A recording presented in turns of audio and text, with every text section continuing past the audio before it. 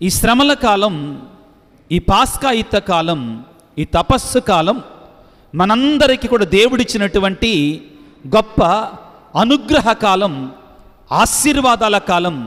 ఇది ఒక అవకాశం, ఒక వరం. దేనికోసం?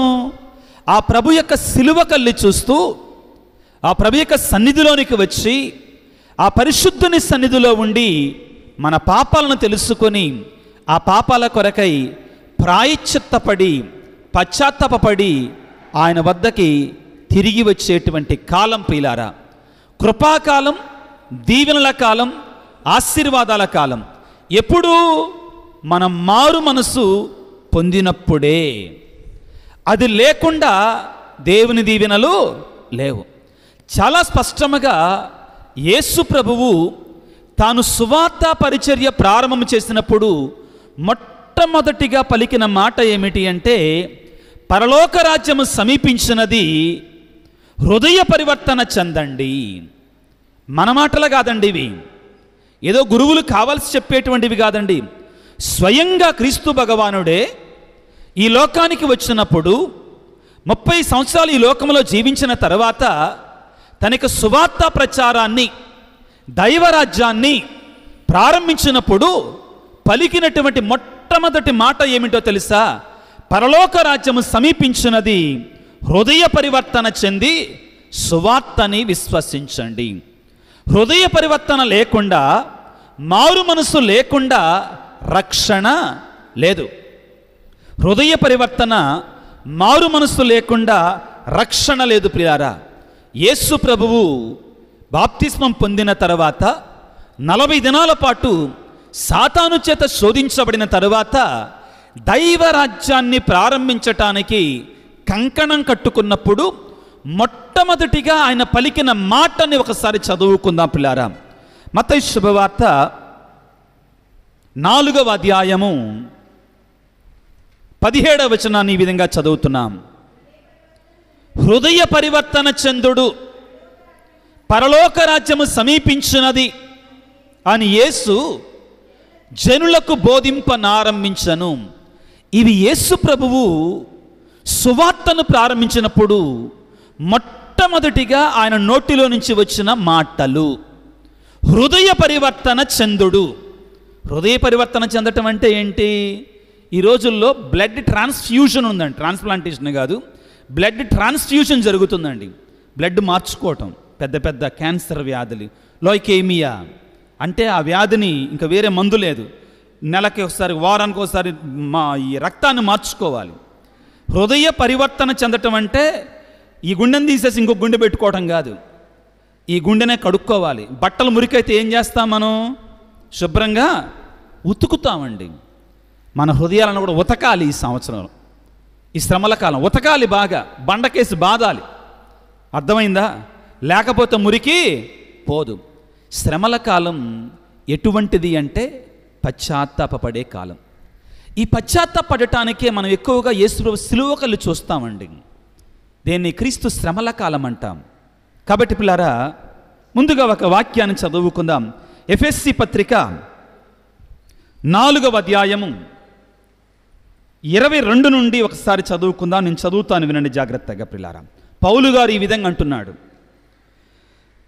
మీ పూర్వ జీవితపు పాత స్వభావమును మార్చుకొనండి. మీ పూర్వ జీవితపు పాత స్వభావమును మార్చుకొనండి. ఆ పాత జీవితము మోసకరమగు దుష్ట పాప కోరికలచే భ్రష్టమైపోయినది. మీ పాత జీవితం ఎలాగుందంటండి? పాపముతో, దుష్ట కోరికలతో, వాంఛలతో భ్రష్టమైపోయింది. కాబట్టి దానిని మార్చుకొనండి, మార్చివేయాలి మీరు. అదేవిధంగా మీ మనస్తత్వమును నూతనీకరించుకొనండి. ఏం చేయాలి? పునర్నవము గావించుకోవాలి, నూతనీకరించుకోవాలి. మీ జీవితాలని నూతనీకరించుకొనండి. శ్రమల కాలం దాని కొరకే ప్రియ సహోదరి సహోదరులారా. ఇంకా ముఖ్యమైన మాట, సత్యమైన నీతిని, పరిశుద్ధతను కలిగి దేవుని పోలికగా సృజించబడిన కొత్త స్వభావమును ధరింపండి. నూతన స్వభావాన్ని మనం ధరించాలి పిల్లారా. మన పాత పాప రోత జీవితాన్ని మనము తీసివేసుకోవాలి. శ్రమల కాలం యొక్క ప్రధానమైన ఉద్దేశం ఇదే. ఈ శ్రమల కాలంలో పాలు పంచుకొని, కొంతమంది దీక్షలు తీసుకొని, సిలువ మార్గాలు పాటించి, మనం ఇంకా అదే పాడు పనులు చేసుకుంటా, అదే పాపపు క్రియలు చేసుకుంటా, మన పాపాల కొరకే మారు మనసు పొందకపోతే ఈ శ్రమల కాలం వల్ల ఒరిగేది పెద్ద గుండు సున్నా. మనలో మార్పు లేకపోతే, హృదయ పరివర్తన లేకపోతే ఈ శ్రమల కాలం వల్ల ఒరిగేది ప్రయోజనం లేదండి. మీకు అందరూ కూడా పంది స్నానం విన్నారా? ఏమి స్నానం? పంది స్నానం. పందిని తీసుకొచ్చి లక్స్ సబ్బు, బాగా కాస్ట్లీ సబ్బు ఏంటిదండి? లక్స్ సబ్బుతోటి శుభ్రంగా రుద్దామనుకో నురుగు వస్తుంది, మురికి పోద్ది. బాగా శుభ్రం చేస్తాం. బాగా ఏం చేస్తాం? శుభ్రం చేసిన తర్వాత మంచి టవల్, ఏంటిది 1000 రూపాయలు పెట్టి టవల్ తీసుకొని దాన్ని శుభ్రంగా తుడుస్తాం. దానికి శుభ్రంగా ఏం చేస్తామంటే సెంటు, ఏం scent? Fog scent, Denver scent, ఇంకా ఏంటండి ఆ సెంటు కొడతాం. కొట్టిన తర్వాత దాన్ని వదలగానే ఏం చేస్తుందండి? ఎక్కడికి వెళ్తుందా? మళ్ళా ఎక్కడికి వెళ్తుంది? మనం అలాగా ఉండకూడదండి. పిల్లారా. ఈ హృదయాన్ని కడుగుకొని, కడిగిన హృదయాన్ని దేవునికి సమర్పించాలి. Praise the lord.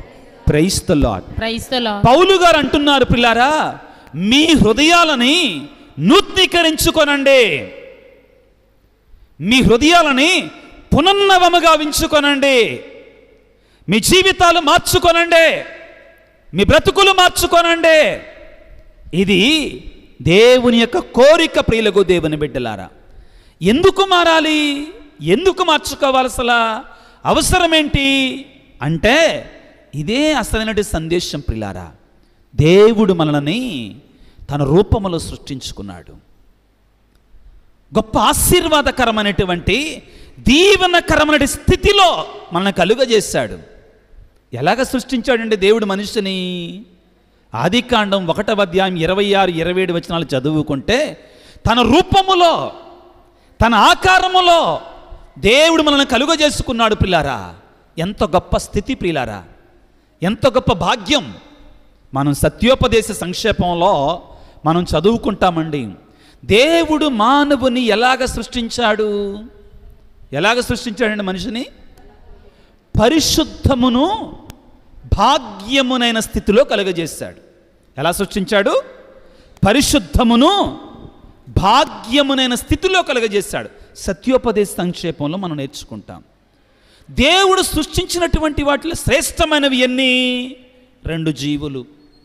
మొదటిది ఆత్మ మాత్రమే కలిగి శరీరము లేనటువంటి దేవదూతలైతే, రెండవది ఆత్మ శరీరము కలిగినటువంటి మానవుడు. ఇంత గొప్ప స్థితిలో దేవుడు మనల్ని సృష్టించాడు. తన రూపాన్ని, ఆకారాన్ని దేవుడు మనకిచ్చాడు. ప్రియ బిడ్డ, గుర్తుపెట్టుకో, నీవు సామాన్యమైనటువంటి వాడివి కాదు. నీ జీవితం సామాన్యమైనటువంటిది కాదు. అది దేవుని యొక్క స్వరూపం. నీవు దేవుని యొక్క ప్రతిబింబం, దేవుని రూపం. బిడ్డ, ఆ రూపాన్ని పాడు చేసుకోమాకు, ఆ రూపాన్ని నాశనం చేసుకోమాకు. దేవుడు మనల్ని చూచి బాధపడతాడండి, మనల్ని చూచి వేదన పొందుతాడండి. ఎందుకని? అయ్యో, ఈ బిడ్డకి నా రూపాన్ని ఇచ్చానే, ఇంత గొప్ప స్థితినిచ్చానే, నా రూపానికే, నా ప్రతిబింబానికే కళంకాన్ని తీసుకొని వస్తున్నాడే. ఆయన బాధ అంతా అదేనండి, వేరే ఏం లేదు. ఆయన మనం దీవించబడాలి, ఆశీర్వదించబడాలి, సంతోషంగా ఉండాలని ఆయన కోరుకుంటే మనం ఏం చేస్తున్నాం? లేదో నా ఫ్రెండే నాకు కావాలి. ఎవడండి మన ఫ్రెండు? వాడే మనకు కావాలి, వాడి దగ్గరికి వెళ్తానంటామండి. ఒరే వద్దురా, వాడు కనబడ్డంత మంచోడు కాదురా. వాడు ఒక్కసారి నిన్ను పట్టుకున్న తర్వాత తనకు అబంధ హస్తాలతో బందీ చేసిన తర్వాత వాడు నీతో ఆడుకుంటాడురా, నిన్ను నాశనం చేస్తాడు. నీకు సంతోషం ఉండదు, సమాధానం ఉండదు, శాంతి ఉండదు, నిన్ను నరకప్రాయం చేస్తాడు. నీ బ్రతుకుని ఈ లోకములో ఉండగానే ఈ లోకం అయిన తర్వాత కూడా నీ బ్రతుకు నరకము పాలవుతుంది, వద్దు అన్నా కానీ ఏమంటాం? లేదు లేదు, నాకు వాడే ఇష్టం, నాకు వాడే ఇష్టం. ప్రియబిడ్డ, ఈ శ్రమల కాలంలో మన విచారణ గురువులు మన మేలును తలంచి ఈనాడు ప్రత్యేకంగా పాప సంకీర్తనాలు, ఈ పశ్చాత్తాప సాంగ్యాన్ని మనకు ఏర్పాటు చేశారు. మనం పాపము చేసినప్పుడు అంటండి దేవుడు బాధపడతాడంటండి. పవిత్రంగా మారినప్పుడట దేవుడు మనం చూచి సంతోషిస్తాడట. యెషయా గ్రంథంలో ఏమంటాడంటే, ఈ ప్రజలు నేను నా కొరకై సృష్టించుకున్నటువంటి వారు, వారు నా స్తుతులు పాడువారు. ఈ ప్రజలని నేను నా కొరకై సృష్టించుకున్నాను. గర్విస్తాడు మనం చూచి, ఆనందిస్తాడు మనం పరిశుద్ధంగా ఉన్నప్పుడు. వారు నా స్తుతులు పాడువారు. మనం పాడుతున్నామా యేసు ప్రభు స్తుతులు? మనం వేరే వాడి స్తుతులు పాడుతున్నాం. ఎవరి స్తుతులు? ప్రసాద స్థుతులు పాడతాం, ప్రభుత్వ సారాయి దుకాణం స్థుతులు పాడతాం, అక్కడికి వెళ్తాం. లేకపోతే ఏంటి? పాపపు స్థుతులు, సైతాను స్థుతులు పాడతాడు. కానీ దేవుడు ఏమంటాడంటే, ఆయన దగ్గరికి వచ్చినప్పుడు, పవిత్రంగా జీవించడానికి ప్రయత్నం చేసినప్పుడు మనల్ని చూచి గర్విస్తాడు, సంతోషిస్తాడు, ఆనందిస్తాడు. పిల్లారా, నా బిడ్డ గుండెల మీద చెయ్యేసుకొని నావాడో నా బిడ్డ అని ఆనందిస్తాడు. ప్రియులకు దేవుని బిడ్డలారా, నేను ఊరికే చెప్పటల్లా. యోబు గ్రంథము 1వ అధ్యాయము 6 నుంచి 10 వరకు మీరు చదువుకోండి పిల్లలు, మనకు సమయం లేదు కానీ మీరు చదువుకొని ఇంటికి వెళ్ళి యోబును చూసి ఏమన్నాడో తెలుసా? నా బిడ్డను చూసావా? ఏమన్నాడండి యోబును చూసి? నా సేవకుడిని చూసావా? నా యోబును చూసావా? అతడు నీతిమంతుడు, ధర్మాత్ముడు, పాపమునకు భయపడేటువంటి వాడు. ఎంత సంతోషిస్తాడండి దేవుడు మనం పవిత్రంగా ఉన్నప్పుడు, ఎంత సంతోషిస్తాడు బిడ్డలారా. చదువుకుని ఇంటికి వెళ్ళి ప్రియరా, మనకి సమయం లేదు. మనం పవిత్రంగా ఉన్నప్పుడు మన పరలోక తండ్రి మనల్ని చూచి గుండెల మధ్య చెయ్యేసుకుంటాడు, సవాలు చేస్తాడు సైతాను ఎదురుగా. సైతానుడు దేవదూతలతో పాటు వచ్చాడు. చూడతాను, చదవండి ఒకసారి ప్రియుల, చాలా చక్కని మాట అమ్మా. ఒక దినము దేవదూతలు దేవుని దర్శింపవచ్చరి, వారితో పాటు ఎవడు దూరాడు వాళ్ళతో పాటు? వీడు అన్ని చోట్ల ఉంటాడండి. వీడు ఎక్కడికి వెళ్ళినా ఉంటాడండి. వీడు మాత్రం వదిలిపెట్టాడు, ఎక్కడికి వెళ్ళినా ఉంటాడు. దేవదూతలు దేవుని సన్నిధిలోకి వస్తే వాళ్ళతో పాటు ఎవరు వచ్చారంటండి? సాతానుడు కూడా వచ్చాడు. దేవుని సాతానుతో నీవు ఇప్పుడు ఎక్కడి నుంచి వచ్చావు అని అడిగాగా, అతడు నేను భూలోకంలో చల్లపల్లి ఉంది కదా. ఏముందండి? నేను భూలోకంలో చల్లపల్లి ఉంది కదా, అక్కడ క్రైస్తవ సంఘం ఉంది కదా, వాళ్ళ ఇళ్ల మధ్యలో దూరి తిరిగి వస్తున్నాను అన్నాడండి. Praise the lord, praise the lord. చెప్పాడా లేదు అక్కడ? అమ్మ రాసిందా లేదు అక్కడ? చల్లపల్లి ఉంది కదా, లేదా?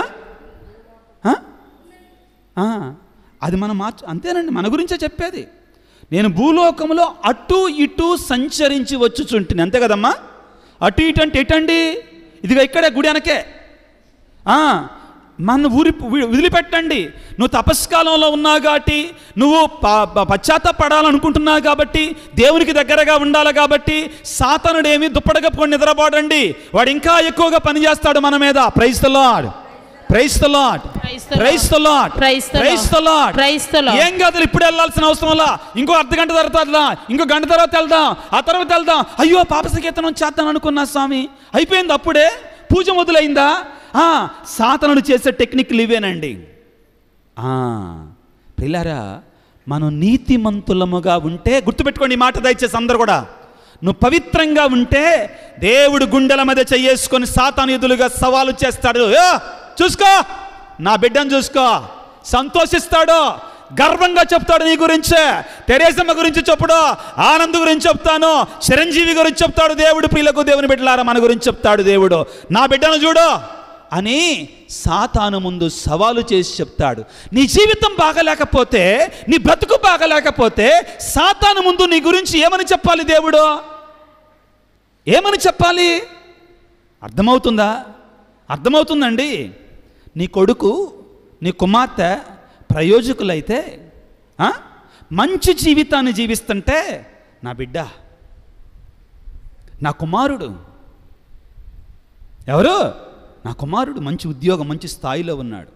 అలా కాకుండా నీ కుమారుడు, నీ కుమార్తె పాడు జీవితాన్ని జీవిస్తుంటే నువ్వు ఒక తల్లిగా, నువ్వు ఒక తండ్రిగా 10 మంది ముందు నిలబడి నా కుమారుడు అని చూపిస్తావా? నా కడుపున చెడబుట్టాడంట, నా కడుపున చెడబుట్టాడంటామండి. దేవుడు కూడా అంతే. నీతిమంతుడైన పవిత్రమైన జీవితాన్ని జీవిస్తున్నటువంటి యోబును చూచి దేవుడు ఏమంటున్నాడండి? చదువమ్మ తర్వాత. దేవుడు అతనితో, నీవు నా సేవకుడైన యోబును చూచితివా? అట్టివాడు మరి ఒకడు భూలోకములో లేడా? అతడు దోషరహితుడు, ధర్మాత్ముడు, దేవుని పట్ల భయభక్తులు కలిగినటువంటి వాడు, పాపమునకు దూరముగా ఉన్నవాడు అని అన్నాడు. Praise the Lord, praise the Lord, praise the Lord, praise the Lord. ప్రియ బిడ్డ, ఈనాడు దేవుడు నిన్ను చూచి కూడా ఈ మాటలు పలకాలి. Praise the Lord, praise the Lord, praise the Lord. నీ గురించి కూడా ఈ సత్యవాక్కులు పలకాలి. Praise the Lord, praise the Lord, praise the Lord, praise the Lord, praise the Lord. కానీ దురదృష్టం ఏంటంటే బిడ్డలారా, మనల్ని చూచి దేవుడు వేరే మాటలు పలుకుతాడు కొన్నిసార్లు. కొంతమందిని చూసి, అందరిని చూసి కాదండి, కొంతమందిని చూసి వేరే మాటలు పలుకుతాడు. ఆదికాండము 6వ అధ్యాయం 6వ వచనం నుంచి చదువుకుందాం పిల్లారు. ఇప్పుడు కొంతమందిని చూసి ఏమంటాడంటే, నా బిడ్డను చూడు, నా కుమారుని చూడు, నీతిమంతుడు, ధర్మాత్ముడు, పాపమునకు దూరముగా ఉండవాడు, దేవునంటే భయభక్తులు కలిగినటువంటి వాడని ధైర్యంగా చెబితే, కొంతమందిని చూసి ఏమంటాడండి? 6వ అధ్యాయము 6వ వచనాన్ని చదువుకుందాం. అంతకుముందు వచనాన్ని కూడా చదువుమా.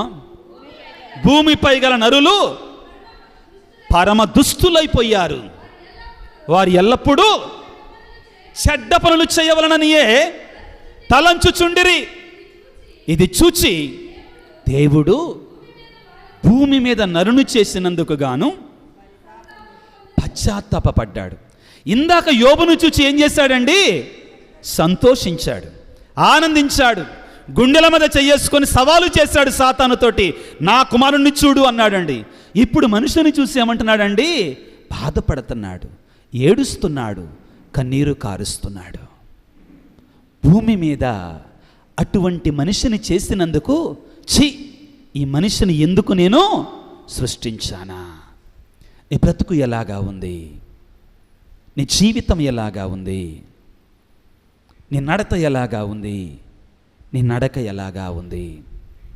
యెషయా గ్రంథములో దేవుడు అంటాడు పిల్లారా, 1వ అధ్యాయములో, ఆకాశమా వినుడి, భూమియు ఆలకించుడి, కనిపించిన నా బిడ్డలే నా మీద తిరగబడ్డారు, నా మీద తిరగబడ్డారు.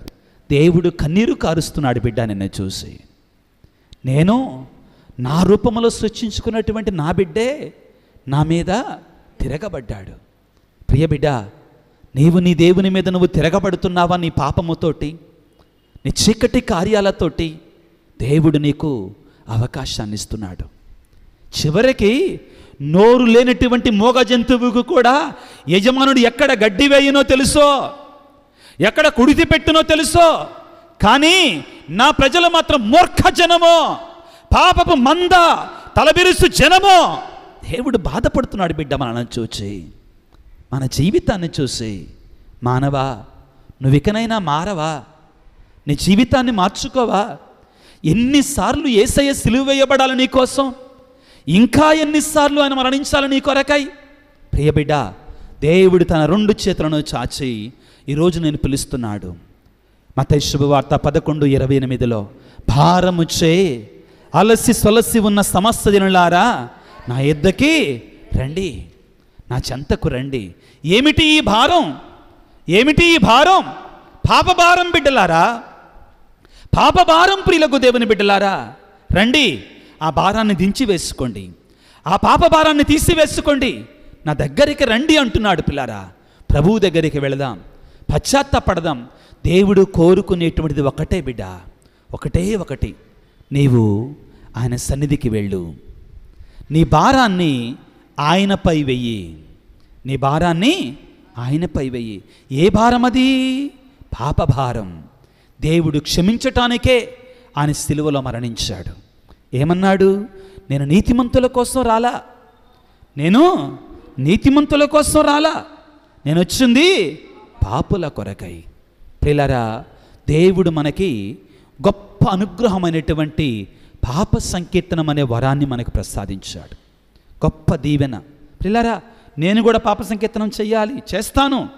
తపస్సు కాల ప్రారంభంలో నేను వెళ్ళి వెంటనే పాప సంకీర్తనం చేసుకున్నాను బిడ్డలారా, నేను చేసుకున్నా. అవసరం మనకి. ప్రతి గురువు కూడా పాప సంకీర్తనం చేస్తాడు. బిషప్ప గారు కూడా పాప సంకీర్తనం, పాపు గారు కూడా పాప సంకీర్తనం. ఈ మధ్యలో దేవుడి దయ వల్ల, ఈ ఫోన్ల వల్ల కొన్ని మంచి జరుగుతున్నాయండి, కొన్ని మంచి జరుగుతున్నాయి. ఎక్కువ చెడు జరిగినా కొన్ని మంచి జరుగుతున్నాయి. పాపు గారు పాప సంకీర్తనం చేసినట్టు ఫోటోలు చూశారు కదా, మీరు చూసారా లేదా? ఎన్నో వస్తున్నాయి. ఇది దేవుడు మనకిచ్చిన గొప్ప దీవెన ప్రియులారా. యేసు ప్రభు అంటాడు, మానవునికి పాపములు మన్నించు అధికారము కలదని మీకు నిరూపిస్తాను. ఆధునిక ప్రపంచంలో కొంతమంది వాళ్ళు కూడా మనుషులేగా అంటుంటారండి. ఇది సాతాను బోధనలు, దాని జోలికి వెళ్ళొద్దు మనం. గురువు క్రీస్తు స్థానంలో అపర క్రీస్తుగా, అక్కడ ఉండేది గురువు కాదండి. విజయరాజ్ ఫాదరో, ప్రశాంత్ ఫాదరో, జోసఫ్ ఫాదర్ను చూడకండి పిల్లారా. మీరు పాప సంకీర్తనానికి వెళ్ళినప్పుడు క్రీస్తు ప్రభువే దివ్య సంస్కారాన్ని నెరవేర్చినప్పుడు అపర క్రీస్తుగా, ఇన్ పెర్సోనా క్రీస్తి, ఆయనే క్రీస్తుగా మారి ఆ దివ్య సంస్కారం జరిపిస్తున్నప్పుడు ఆ క్రీస్తే మన పాపాలని క్షమిస్తూ ఉంటాడు. Praise the lord, praise the lord, praise the lord. ప్రియులారా, పాపము చేసినప్పుడు మనందరము కూడా దుడుకుచున్న వాడి వలె పరుగులు పెడతాం. ఆనందం ఉంటుంది మొదట్లో, సంతోషం ఉంటుంది మొదట్లో, కానీ 10 నిమిషాలు ఆగిన తర్వాత ఏమైంది? పందులు తినే పొట్టు కూడా మనకి దొరకదండి. మన బ్రతుకు ఆ విధంగా ఉంటుంది. పాపములో ఉన్నప్పుడు దేవుని సన్నిధికి వెళదాం, పశ్చాత్తాపడదాం. మనకు తక్కువ సమయం ఉంది కాబట్టి పిల్లారా, ఇక్కడ ముగించటానికి ప్రయత్నం చేస్తున్నాను. ముగింపుగా ఒక చిన్న సన్నివేశం. ఒక దేశంలో ఒక రాజు ఉండేవాడు. ఆ రాజుకి ఈ పక్షులంటే చాలా ఇష్టం. ఒక రోజున తాను తన యొక్క రాజసౌధం నుండి ప్రయాణమై వెళుతూ ఉండగా దారిలో ఒక చక్కని ఆ యొక్క రామచిలుక కనపడింది, చిలక కనపడింది. చక్కగా మాటలు చెప్తుంది. చాలా సంతోషపడ్డాడు. ఆ పక్షి మీద ప్రేమను పెంచుకున్నాడు. ఆ పక్షి మీద ఆశ కలిగింది. ఆ వ్యక్తి దగ్గరికి వెళ్ళి, నాయనా నీకెంత డబ్బైనా ఇస్తానయ్యా, ఆ చిలుకను నాకు ఇవ్వయ్యా అన్నాడు. ఆ చిలక పలుకలక ముగ్ధుడయ్యాడు. చిలకని ప్రేమించటం ప్రారంభించాడు. చిలకని తన యొక్క రాజుగారి యొక్క కోట దగ్గర తెచ్చుకొని దానికోసం ఒక ఉద్యానవనాన్ని తయారు చేశాడు. ఒక చక్కని ఉద్యానవనాన్ని తయారు చేసి ఆ పక్షికి ఏ లోటు లేకుండా సమృద్ధిగా సకలాన్ని కూడా ఆ పక్షికి ప్రసాదిస్తున్నాడు. రాను రాను ఆ పక్షి బాగా లావైపోయింది. ఎగరడం లేదండి, ఎగరడంలో అసలు కదలటం లేదండి. రాజుకి దిగులు పట్టుకుంది. ఇదేంటి, నేను ఈ పక్షిని ఇంతగా ప్రేమించి అన్నీ చేస్తున్నా కానీ అది నాతో మాట్లాడతలేదు, అది రోగము పాలైపోయింది, బాగా లావైపోయింది, అసలు ఎగరడం లేదేంటి ఈ పక్షి అని బాధలో కూరుకుపోయాడు. అక్కడ ఉన్నటువంటి రాజసముద్రంలో ఉన్నటువంటి వాళ్ళని కొంతమందిని పిలిచాడు. ఈ పక్షిని ఎగిరేటట్లు చేయండి, నాకెంతో ప్రేమ ఈ పక్షి అంటే.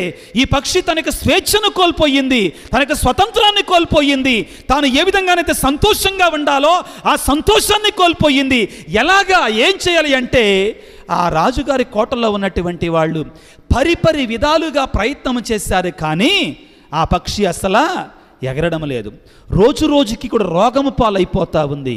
ఆ పక్షి అలానే అక్కడే పట్టుకొని ఉంది పిల్లారా. చివరికి దేశంలో చాటింపు వేయించాడు. ఎక్కడో పల్లెటూరులో ఉన్నటువంటి ఒక పేద రైతు వచ్చాడు. నేను ఎగిరిస్తా మహారాజా నీ యొక్క పక్షిని, నువ్వు ప్రేమిస్తున్నటువంటి, నువ్వు ఇష్టపడుతున్నటువంటి ఆ పక్షిని నేను ఎగిరిస్తాను రాజా అని చెప్పాడు. ఒక రోజు అయిన తర్వాత, 2 రోజులైన తర్వాత, 3వ రోజున ఆ పక్షి ఎగరడం ప్రారంభించింది. ఇంకా ఎగరడం ప్రారంభించింది, ఆరోగ్యవంతురాలయ్యింది, మంచిగా తిరగటం ప్రారంభించింది. ఆ యొక్క వ్యవసాయదారుని పిలిచాడు ఆ రాజు. పిలిచి అన్నాడు, ఏంటయ్యా, ఏ మాయ చేశావు, ఏం మర్మం చేశావు, ఏం మంత్రం పెట్టావంటే, అయ్యా నాకు మంత్రాలు రావు, మాయలు రావు, మర్మాలు రావు. మరేం చేశావు అంటే, ఆ పక్షి నిలబడినటువంటి ఆ కొమ్మని నరికివేశా. ఏం చేశాడంటే కొమ్మని నరికివేశా. ఇక తప్పదో, ఆ పక్షి ఎగిరింది, తప్పనిసరిగా ఎగిరింది. ప్రియ దేవుని బిడ్డ, ఈ శ్రమల కాలంలో ఒకవేళ నీలో కూడా ఈ కొమ్మ లాంటి పాపాలు ఉన్నట్లయితే, దాన్ని అంటిపెట్టుకొని ఉన్నట్లయితే, ఆ కొమ్మ నిన్ను ఎగరకుండా చేస్తున్నట్లయితే, ఆ పాపము నిన్ను దేవునిలో ఎదగకుండా చేస్తున్నట్లయితే, ఈరోజు దేవుడు అంటున్నాడు, ఆ పాపాన్ని నరికివేయ్, ఆ పాపాన్ని విడిచిపెట్టు, ఆ పాపాన్ని తీసివేయి.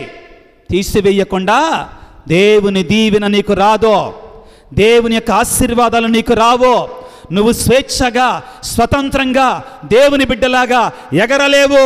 ఆత్మీయ ఆరోగ్యాన్ని ఆ పక్షి కోల్పోయింది. నీవు కూడా పాపం అనే కొమ్మను పట్టుకొని ఆ పాపం వెంట పరిగెడుతున్నట్లయితే, ఆ పాపాన్ని అంటిపెట్టుకొని ఉన్నట్లయితే, నీవు కూడా ఆ పక్షిలాగా ఆత్మీయ రోగము పాలైపోయి చివరికి నశించే ప్రమాదం ఉంది.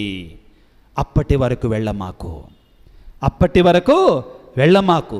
ఏ పాపం అనే కొమ్మ మీద నువ్వు ఉన్నావో ఆ పాపం అనే కొమ్మని ఏం చేయాలి? నరికి తీసివేయాలి, నరికి పారవేయాలి. దేవుని వేడుకుందాం బిడ్డలారా. దేవా, నాకు ఆ శక్తినివ్వయ్యా. అంత సులువు కాదండి పాపాన్ని విడిచిపెట్టడం. మనకిష్టమున్నది విడిచిపెట్టడం అంత సులువు కాదు. అలవాటైన ప్రాణం కదండి. ఏం ప్రాణం అండి? పాపానికి అలవాటైన ప్రాణం. బిడా, నీ జీవితంలో ఎటువంటి పాపపు క్రియలు ఉన్నాయి, చీకటి కార్యాలు ఉన్నాయి, ఒకసారి ఆత్మపరిశీలన చేసుకో. దేవుడు అంటున్నాడు, నిన్ను తన ఆత్మతో నింపాలనుకుంటున్నాడు, ఆశీర్వాదాలతో నింపాలనుకుంటున్నాడు. యెషయా గ్రంథము 59వ అధ్యాయములో 1వ వచనంలో దేవుడు అంటున్నాడు, బిడ్డ ఏమని?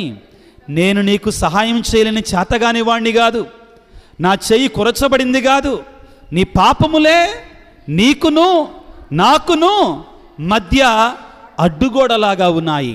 ఆ గోడలు కూల్చివేయి, ఆ గోడలు కూల్చివేయి. దేవుడు అంటున్నాడు, నేను నిన్ను దీవించాలనుకుంటున్నా, నేను నిన్ను ఆశీర్వదించాలనుకుంటున్నా, నా కృప నా దీవెన నీ పైకి పంపించాలనుకుంటున్నా, ఉదయకాల సూర్యుని వల్ల నీ మీదకి పంపించాలనుకుంటున్నా. కానీ ఆ పాపం ఉందే, ఆ పాపమే నీ కుటుంబాన్ని దీవించకుండా అడ్డుగోడగా పడుతుంది. నేను దీవించకుండా అడ్డుగోడగా పడితే అడ్డుగోడలు తీసివేయి. దేవుడిని దీవిస్తాడు, ఆశీర్వదిస్తాడు.